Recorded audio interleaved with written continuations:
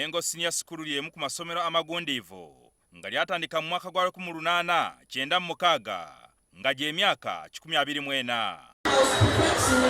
Essomero lino wetwogerera lirina abayizi 4,496 era nga lyerimu kulisinza abayizi abangi. Mengo Senior School erina abakozi 251 ku bano kuliko abasomesa 182.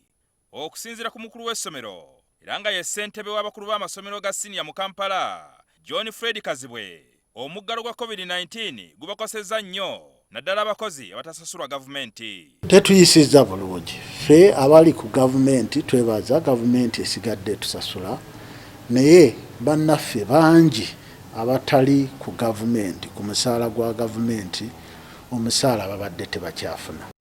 Embeera y'emu gyesanze ku ssomero lya Kololo SS nalyo nga lirina abayizi 34,000. Ekyamazima twanga Abannayuganda abalala bonna abasomesa omuggalo guno gubanyize nnyo. Waliwo n'abamu naddala abatali ku payroll ya gavumenti ate bo kibakosezza nnyo. Abakulira amasomero gano batubuulidde abayizi balina okutuuza ebigezo mu siniya ey'okuna n'ey'omukaaga. Abasuubira okutuula ebigezo ebyakamalirizo tusuubira abayizi nga 9, aba siniya ey'okuna bali nga 7, aba siniya ey'omukaaga bali nga 200.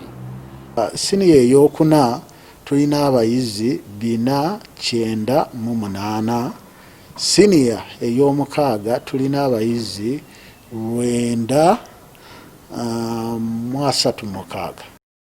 Gavumenti ng'eteekateeka okuggulawo amasomero. Twagadde okumanya amasomero agalina omujjuzo gw'abayizi nga gano gye gagenda okugobereramu ebiragiro bya minisitule y'ebyobulamu.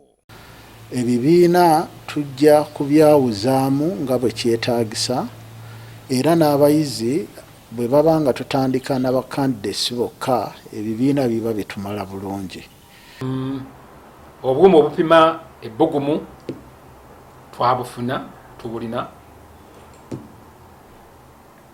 Gates twazongeddeko nazo obungi, tulina kati n'okukozesa gates 3 nazija kubeera nga zikola okulaba nga abaana tebeenyiga. Amazzi abaana w'okunaabira engalo points we banaabira nazo twazongeddeko. Kyokka akulira ekibiina ky'abasomesa mu ggwanga ki Uganda National Teachers Union UNATU, Philibert Baguma agamba nti amasomero mangi agakutte mu mbinabina. Kawo bayite ba DC abavuddeyo ne bakwata emisaala y'abakulu b'amasomero ng'owa Kapchorwa district.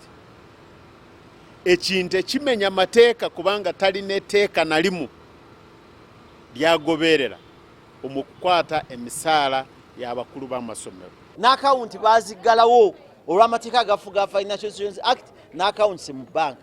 Nawo kiki tugamba okutandika olina okuwa abasomesa ssente. Bw'ogamba nti batandika nga 2 obawadde ssente zinaabatambuza bajje ku ssomero, abasomesa baasaasaana. Abasomesa bagamba newankubadde abayizi baabwe embeera ya COVID yabakwatira ewaka, babadde babasomesa nga bakozesa emikutu gya tekinologiya. Twatandikawo e-learning platform. Omusomesa asomesa n'ateeka byasomesezza ku mutimbagano gwaffe ogw'emmengo. Omuyizi waffe ayingizaamu ennamba ye ey'essomero gye tumuwa n'agugendako, n'olwekyo asobola n'okusoma nga tatudde mu kibiina. Ezimu ku nteekateeka za gavumenti, amasomero tegalina kwongeza fiizi. Kubanga omuzadde kati omusaba ssente nnyingi okusinziira ku ze yali akuwa, kiba kizibu. Amasomero galina okutandikawo obukiiko obw'okulwanyisa COVID-19 nga butuulwako abantu 7 nga kulina n'okubeerako abayizi 2. Abantu ba bulijjo bakugirwa obutayingira mu masomero. Amasomero agalina abayizi abangi ate nga tegalina bibiina biwa abayizi mabanga bakubasomesa abamu nga basoma ku makya abalala olw'eggulo. Ozaako nti bwe mba nga abaana aba senior 4 bafulumye break ku ssaawa 4, aba 6 banaafuluma break ku ssaawa 4:30 oba 4 nga bali bayingidde. Abasomesa tebagenda kukkirizibwa okusomesa mu ssomero erisukka mulimo. Jingo Francis, NTV Akawungezi.